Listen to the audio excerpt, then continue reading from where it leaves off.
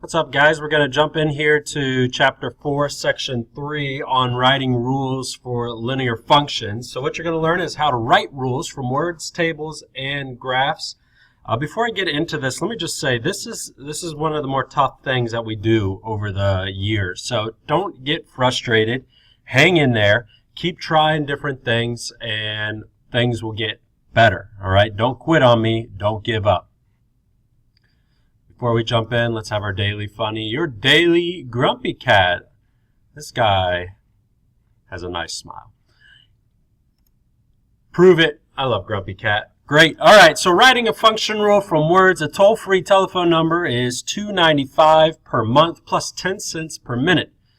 Which function rule represents the monthly cost? That should just say, what is a function rule? That doesn't make sense. What are the initial value and rate of change of the functions? Okay, so we have to write the function first, and we need to think about a few things. First of all, we're going to have this monthly cost. I'm going to call the monthly cost Y. So this is the total monthly cost. So total monthly cost. Then I have this $2.95. That is always there, all right? So I'm going to call that like a fee. In other words, because it's always there, it's a constant. So a constant is going to be $2.95. You pay that regardless of how many minutes you talk. And then I'm going to say X is the number of minutes. Okay, so number of minutes. So the total cost, the total monthly cost, is going to be this $2.95 that you pay regardless, plus the number of minutes times 10 cents. So how can we write that out as a function? Well, I'd say Y equals the constant. I pay this $2.95 no matter what, so I'll go ahead and start with that. So no matter what, I pay $2.95, and then I'm going to add to it 10 cents per minute. So how can I show per minute? Well, whatever number of minutes I talk, I multiply by 10 cents. 10 cents as a number is just 1/10. So this times the number of minutes. This is my function rule. Very, very similar. Okay, so a couple things. It says, what are the initial value? The initial value is always going to be the constant. Okay, so on the problems you're going to be working on your checkpoint and such, you will be asked to say, what is the initial value? The initial value is $2.95. And then the rate of change is always the slope. It's always the value that's attached to the variable. So in this case, the rate of change is 1/10. All right, so hopefully you've copied that down into your notes. Here's one for you to try. Pause the video and give that a go, and the answer will be up in 3, 2, 1. There's your answer. So I have the balance is going to be the $298 minus $42 per stand. 42 times S. Okay, so initial value is 298. The rate of change is negative 42 because you're going down on this one. All right, let's take a look at this. Writing a rule from a table. A table shows how the water level of a lake over time compares to its average water level. Write a function rule. What are the initial value and rate of change? So first thing we're going to look at is finding that rate of change. A rate of change, as you found in another lesson, is a slope. And the slope is going to be the change in Y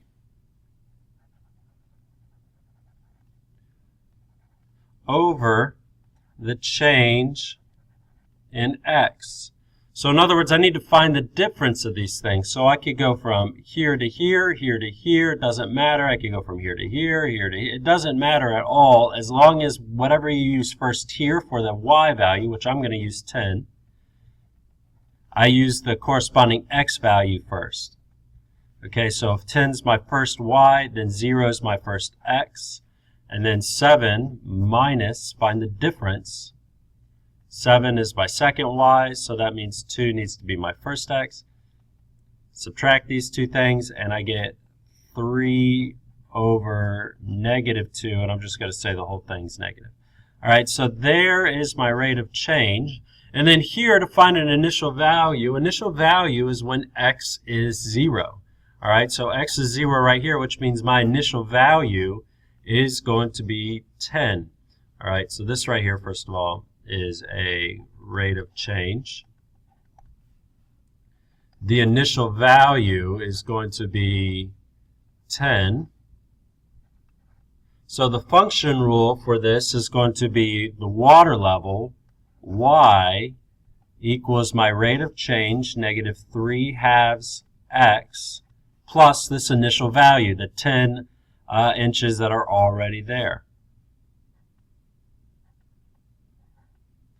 All right, so I have the 10 inches. There is my function value, or my function rule. Here is my rate of change, and then the initial value is 10. All right, so here's another table for you to try on your own. The answer will be up in 3, 2, 1. Bam. So here is the function rule.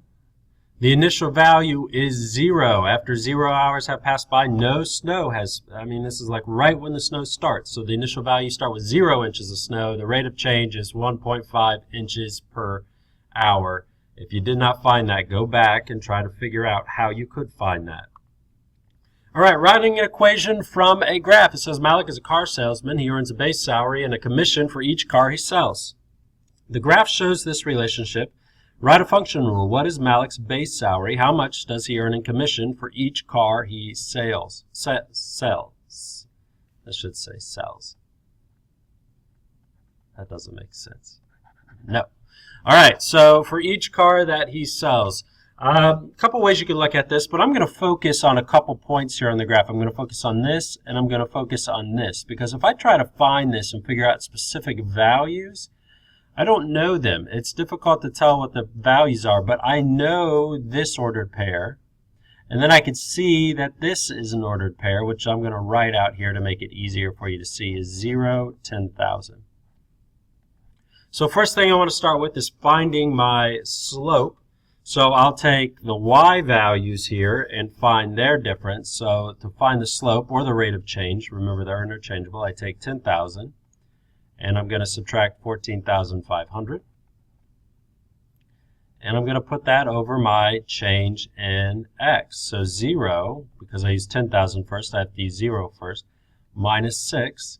And this equals negative 4,500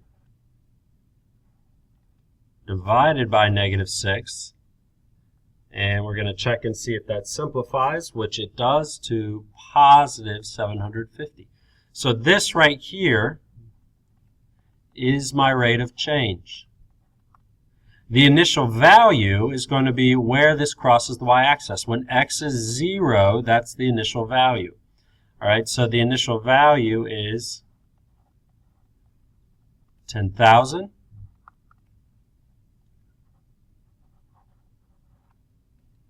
And so I take these two things and I write them out. So I have number of cars sold, I have amount earned. The total amount earned, which I will call y, is going to be 750 times the number of cars sold. So we'll just call that one x. This is our x-axis. Just notice there's an x. Plus that $10,000 in a base salary. So these questions, to answer this, what is his base salary? Well, the initial value is his base salary. That's what he gets paid no matter what he sells. And then the commission he gets for each car is how much he gets for every car he sells, which on this case, it's $750. All right, this is a great question where, when are we ever going to use this in life? Well, figuring out how much you get paid if you work in a job that works off commissions is one place where you would use this in the real world. So here's my function rule. Again, this is the commission or the rate of change. This is the initial value or his base salary. Here's one for you to try. Go ahead and pause and give this a go. The answer will be up in 3, 2, 1.